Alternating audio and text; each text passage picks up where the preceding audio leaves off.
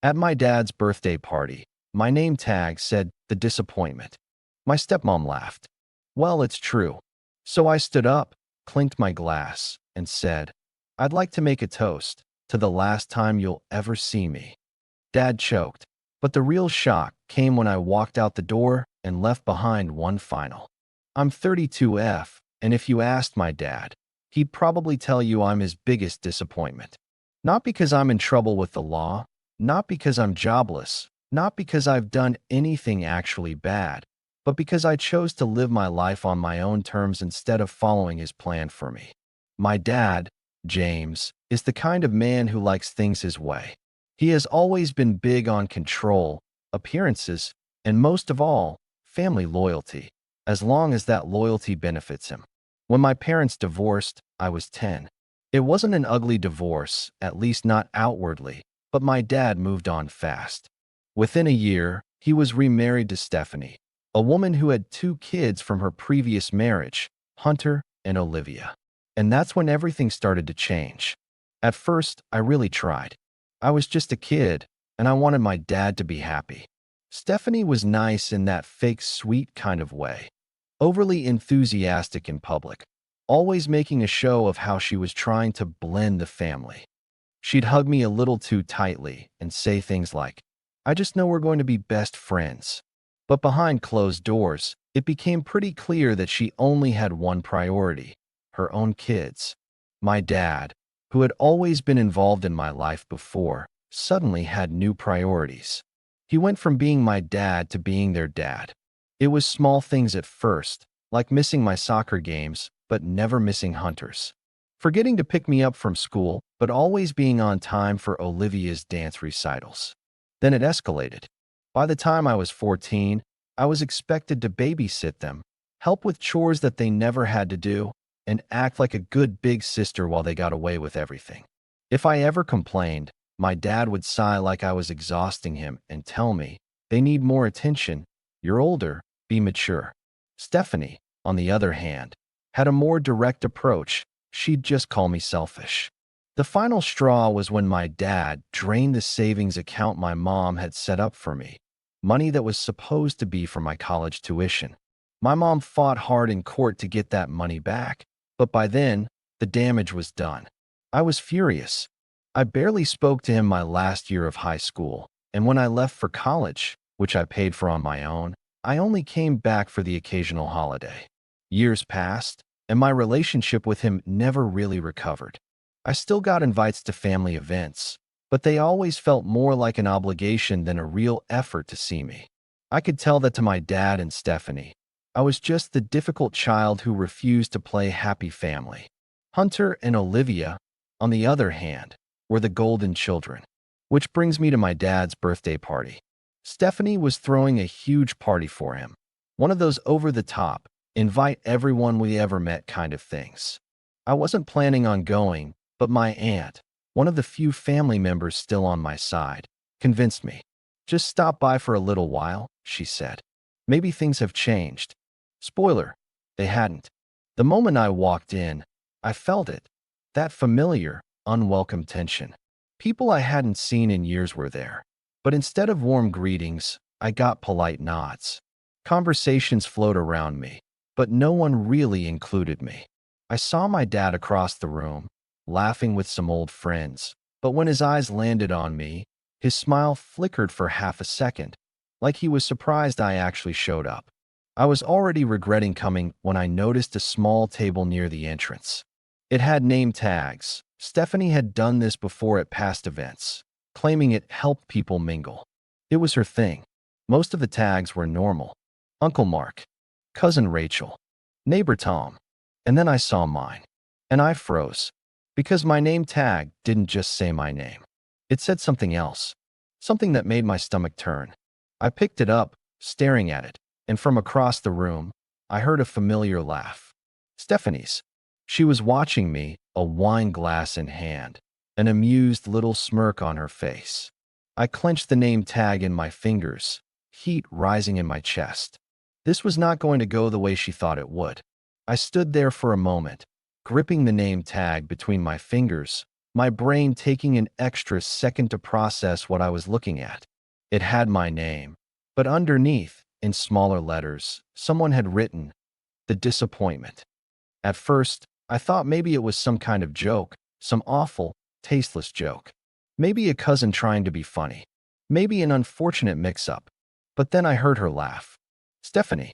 I looked up and found her across the room, standing near the bar, sipping her wine like she didn't have a care in the world. Our eyes met, and that slow, satisfied smirk spread across her face. I could feel my pulse in my ears. A few people had noticed me standing there now. A couple of glances in my direction. No one said anything, but I could feel the weight of it, the expectation. I could almost hear the words they weren't saying. Don't make a scene. I took a slow breath and put the name tag back down on the table. I smoothed it out, aligning it perfectly with the others. For a second, I almost laughed. Of course, she did something like this. This was classic Stephanie. Not an outright insult. Not something blatant enough for people to immediately call her out on, but something just subtle enough that if I reacted, I'd look like the problem. I should have known the second I walked through the door that something like this was coming. A hand touched my shoulder, and I turned to see my aunt, the only person in this family who had ever really understood me. Her brows were drawn together, her lips pressed into a tight line. She'd seen the name tag. Her eyes flickered toward Stephanie. "Are you okay?" she asked softly. I forced a tight smile. "Yeah," I said. "I'm fine." But I wasn't. I was exhausted. Exhausted in a way that I didn't even know how to describe. Because this wasn't new. This wasn't even the worst thing she'd done. This was just the latest in a long, long pattern of making sure I always knew my place. I should have walked out right then. I should have turned around and left. But something in me said no. Not this time. So instead, I took a deep breath, squared my shoulders, and did something that I knew would catch them off guard. I smiled. A real, easy smile, like nothing had happened at all. Then I picked up a glass of champagne from a passing server, clinked it lightly with my nail, and turned toward the room. Because if Stephanie wanted a show, I was going to give her one. I raised my glass just slightly, feeling the weight of the room shift as a few people glanced in my direction. I hadn't made a scene, not yet, but the quiet clink of my nail against the glass had drawn just enough attention. Just enough to make Stephanie hesitate for a fraction of a second before taking another slow sip of her wine, her eyes narrowing slightly like she was trying to figure out what I was doing. I let the moment stretch just a little longer than necessary, like I was considering making a toast, before I gave a small shake of my head and turned away, heading deeper into the party. I wasn't going to give her the satisfaction of reacting. Not yet. The party itself was exactly what I expected, crowded, overly polished, with expensive catering and carefully curated decorations. Stephanie had gone all out, as she always did, because everything in her life had to be a performance. It wasn't just about celebrating my dad's birthday. It was about showing off. About making sure people knew how perfect her life was, how loved she and my father were, how successful their children had become. Their children, not me. Hunter and Olivia were already holding court in the middle of the room, surrounded by a small group of relatives who were all nodding along as Olivia gushed about her upcoming wedding. And of course, Dad's paying for everything, she was saying, flashing a smile as she twirled the massive diamond on her finger. We wanted something tasteful, you know? A real elegant wedding, not one of those tacky Pinterest disasters. I bit back a laugh. Olivia had always been like this, polished, rehearsed, just the right amount of self-absorbed to make sure everything revolved around her without seeming too obvious about it. Hunter, meanwhile, was leaning against the bar, nodding along as a few of my dad's old friends congratulated him on his new job, which I was certain he hadn't actually earned. Hunter had never worked for anything in his life. Every opportunity had been handed to him, every mistake quietly cleaned up by my father. I was halfway tempted to walk over and insert myself into the conversation just to watch them squirm, but before I could, I heard my father's voice.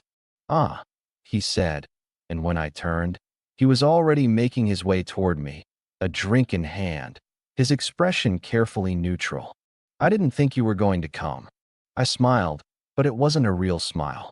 Wouldn't miss it. He nodded, glancing at the room around us before looking back at me. You've been keeping busy, I hear. There it was. The polite, careful way he avoided actually asking anything about my life. The same way he always did. I nodded. Yeah, work's been good. I bought a house last year. His brow lifted slightly. A house. Yep. He took a sip of his drink, not asking anything else. That was the thing about my dad. He hated when I did anything that made it impossible for him to see me as the failure he always thought I'd be. Every time I did something on my own, without his money or his help, it chipped away at the narrative he'd built around me, the one where I was lost and selfish and immature. He didn't like that. He much preferred the version of me he could shake his head at, the version he could talk about in pitying tones when people asked about me. I could feel him searching for something to say, some kind of subtle dig. But before he could, Stephanie's voice cut through the conversation like a knife. Well, she said, stepping up beside him, her smile all teeth. At least she finally did something responsible. And just like that, I felt the heat rise in my chest again. I turned to her, and she was beaming, like she was just so happy to see me. But I knew that look. I'd seen it 100 times before. Stephanie was the kind of person who could insult you to your face, and if you got upset, you were the problem. She was just joking. You were too sensitive. I should have walked away. I should have let it go. But I didn't.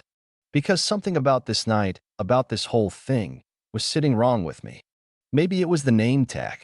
Maybe it was the fact that my dad had barely spoken to me before finding a way to brush me off.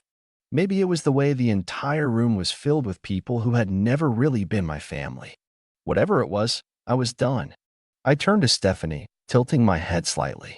You know, I was going to let it go, I said, voice light. But I have to ask, whose idea was the name tag? I saw the flicker of something cross her face. Just for a split second.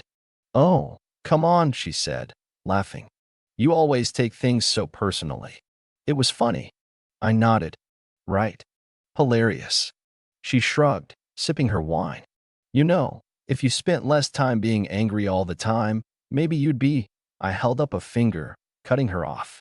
Actually, I said, voice calm. I think you're right. Her eyes narrowed slightly. About what? About making a joke, I said, turning slightly, raising my glass. Because now that I think about it, I have a joke, too. She blinked, caught off guard. My father shifted uncomfortably beside her. And then I smiled. Slow. Easy. I'd like to make a toast. And just like that, the room started to go quiet. Not all at once, not immediately, but conversation started to die down as people turned toward me, curious. Because people love the toast, especially an unexpected one. I could feel my father tense beside me. Stephanie let out a small laugh, shifting her weight like she was trying to brush me off. Oh, come on, you don't have to. I held up a hand, still smiling. No, really. I insist. The weight of the room shifted as more people turned toward me, curious murmurs rippling through the crowd. A few guests grabbed their drinks, ready to indulge in what they assumed was just a light-hearted toast. They had no idea what was coming. Stephanie's smile had tightened at the edges, but she was still playing it cool, still holding on to the idea that I was the same person she'd always known, the person who swallowed every insult, who let things slide, who never really fought back. My dad, on the other hand, wasn't so composed. He knew me better than she did. His grip on his glass tightened, and for the first time all evening, he looked directly at me, not through me, not around me, but at me. I let the silence stretch a little longer, letting the anticipation build, before finally raising my glass. To my father, I began, my voice light, almost conversational. And to Stephanie, of course. Because without them, I don't think I would have learned one of the most valuable lessons of my life. I paused, taking a slow sip of my champagne. Stephanie let out a small, breathy laugh. Oh boy, here we go. A few people chuckled. They thought this was banter. They thought I was about to say something self-deprecating, Maybe poke fun at myself, smooth things over like I always did. I smiled. No, really. I mean it. Because I think we often learn the most from the people who challenge us, don't you? I turned my gaze to my father. Dad, you always told me that family is supposed to build each other up, that we should support one another, celebrate each other's successes. My father's throat bobbed as he swallowed, his grip tightening on his drink. He didn't like where this was going. And I used to believe that, I continued. I really did. But then, somewhere along the way, I realized something. The room was almost completely silent now. Stephanie's fingers were curled so tightly around the stem of her wine glass that I half wondered if it would snap. I set my glass down gently on the table beside me. I realized that, for some people, support only exists when you fit into the version of yourself they want you to be. That as long as you play the role they've written for you, whether it's the golden child or the black sheep, they'll keep you right where they need you. And if you step outside that role? I exhaled sharply, shaking my head. Well, that's when they show you how they really feel. I heard a few uneasy shifts in the crowd, people glancing at each other. Olivia looking at my father, waiting to see his reaction before deciding how she should feel. I saw Hunter smirking, like this was all just entertainment to him. And Stephanie? She was still smiling, but her knuckles were white. I used to think that if I just proved myself, if I worked hard, if I was successful, if I played by the rules, you'd see me differently, I said, my voice softer now, but no less steady. But I get it now. It was never about me. It was never about what I did or didn't do. Stephanie opened her mouth, probably to cut me off, but I didn't let her. I turned my attention back to my dad. Because, at the end of the day, I was never supposed to succeed, was I? His expression flickered, just for a second. I let that hang in the air before I exhaled, rolling my shoulders back. But I did. I built something for myself. I made a life that has nothing to do with this family, and let me tell you, it's been the most peaceful, fulfilling thing I've ever done. I could see the questions forming on people's faces. The doubt, the curiosity, because they had no idea what I was talking about. I was done letting them believe the version of me that Stephanie and my father had carefully crafted over the years. Stephanie let out another forced laugh, trying to regain control of the room. Oh, come on, this is ridiculous. It's just a name tag. I turned my gaze to her. You're right, I said smoothly. It is. But it's also a pattern. A lifetime of moments just like this. Little digs, little jokes, little ways of reminding me that no matter what I do, in your eyes, I'll always be the disappointment. My father finally cleared his throat, stepping forward slightly. That's enough. I met his gaze head on. Oh, I agree. It is enough. And then, before anyone could process what was happening, I picked up my glass again. I raised it slightly, letting the weight of my next words settle over the room. To the last time you'll ever see me. The silence was deafening. My father stiffened. Stephanie's jaw actually dropped slightly before she snapped it shut. Someone in the back muttered, "Wait, what?" And then, without another word, I set my glass down, turned on my heel, and walked toward the door. I could feel them watching me. Could feel the panic starting to creep in. Because this wasn't like the other times. I took one last glance back before stepping through the door, and for the first time in my life, I didn't feel like I was walking away from a fight. I was walking toward something, toward freedom, toward peace, toward the life I'd been building away from the drama that had always defined my family. As I stepped outside, I took a deep breath, the cool night air filling my lungs. It was over. I had cut ties in the way I should have years ago. There was no more pretending. No more trying to win approval from people who had never cared about me unless I fit their image of what I was supposed to be. I drove home that night in silence, feeling a weight lifting from my shoulders with every mile. But even as I sat in my quiet living room that evening, there was a part of me that couldn't help but wonder if I'd gone too far. Had I really done the right thing? Had I been too harsh? The next few days were a blur of texts and calls I didn't answer. I didn't look at social media because I knew it was full of the fallout. I'd walked out on my dad's birthday celebration. I had publicly humiliated him and Stephanie, his wife, my stepmother, who I had always felt was trying to push me aside in favor of her own perfect world. The family group chat was blowing up with messages, but I stayed silent, unsure if I could even face the confrontation that would follow. Finally, I got a text from my aunt, the only person who seemed to understand me, asking if I was okay. I didn't know what to say. I was okay, better than I'd been in years, but also a little unsure. I told her I needed time. She didn't press. My father called me the next morning. "Where are you?" he asked in his familiar tone, the one that always sounded like I'd disappointed him, no matter what I did. "I'm at home," I said. "I'm not coming back." His silence was all I needed to know. "You can't just leave like this, you know," he said after a long pause. "This family, we have to stick together." I didn't even hesitate. Not if sticking together means pretending to be someone I'm not. Not anymore. That was the last time we spoke. Weeks passed, and I stayed away from all family events, weddings, birthday parties, and whatever else they tried to organize. The rest of my family either fell into line with my dad and Stephanie's view of me or pretended like nothing had happened. I heard through the grapevine that my dad was hurt, that Stephanie was furious, that my brother and sister were disappointed in me for making a scene. But none of it bothered me. I knew I had done the right thing for me. I was still living my life, still thriving, and while I wasn't exactly happy about cutting them all off, I felt a kind of peace I hadn't known in years. I haven't spoken to anyone in the family since that day.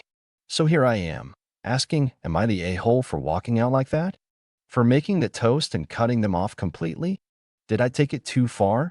Or was I justified in finally standing up for myself? I know I'll never get my dad's approval. I know I'll never be the daughter you wanted. But part of me thinks that maybe I've finally figured out that I don't need to be. So, Reddit, let me know. Was I out of line? Or was this long overdue? If you enjoyed this story and want to hear more content like this, make sure to like and subscribe. Don't forget to drop a comment below sharing your thoughts. Do you think they went too far? Or was the fallout completely justified?